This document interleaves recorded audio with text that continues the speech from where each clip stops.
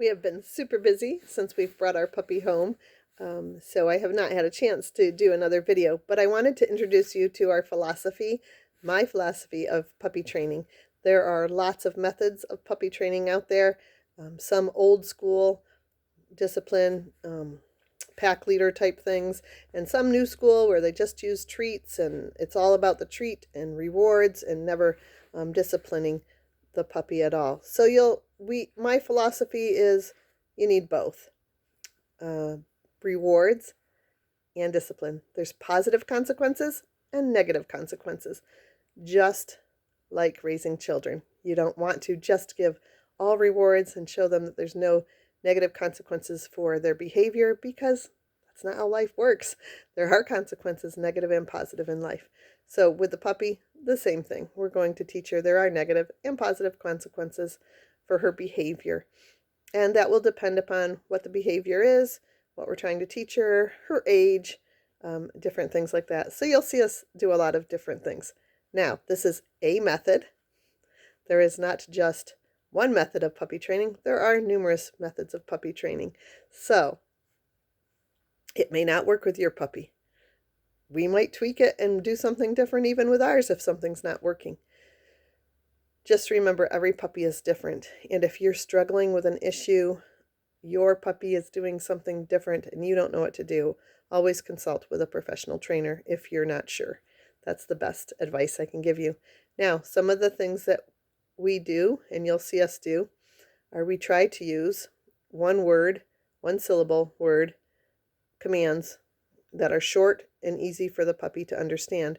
We try to use different words for different things that do not sound alike. And you'll see us do things like that. Let me give you an example. When the puppy jumps on us, we say no, off, and we get her off of us.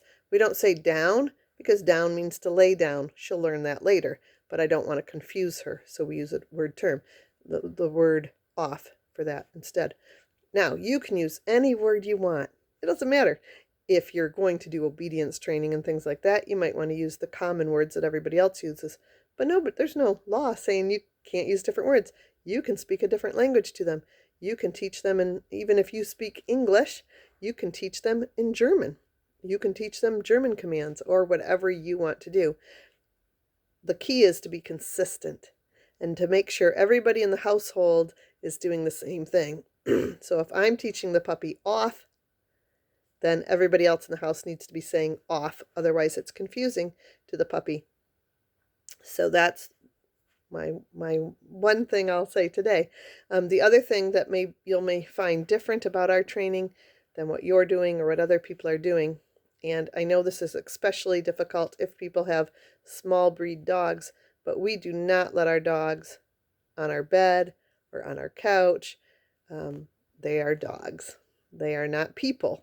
And they need to know that even though they are a part of our family and we love them tremendously, they're not people. So their place is on the floor, not on people furniture. They have a bed, they have a blanket, they have their place, but it's not on my furniture, and we are pretty strict about that.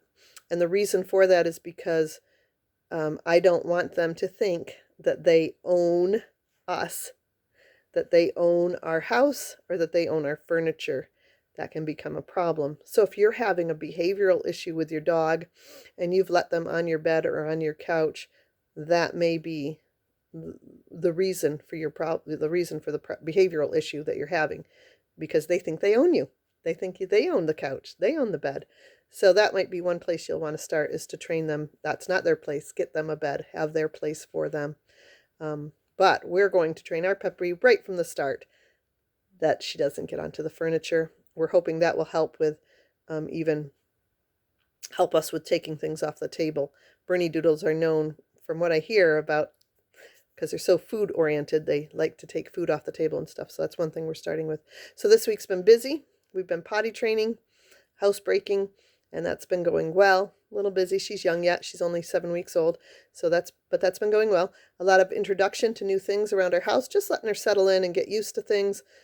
She's met the chickens. That went well. She's met our other dog, our Labrador Retriever. That went well. She's still learning our routine. So kind of low stress, just getting her used to things. I am so thankful that we bought chew toys. If you're getting a new puppy, especially a Bernedoodle, please, please, please buy chew toys.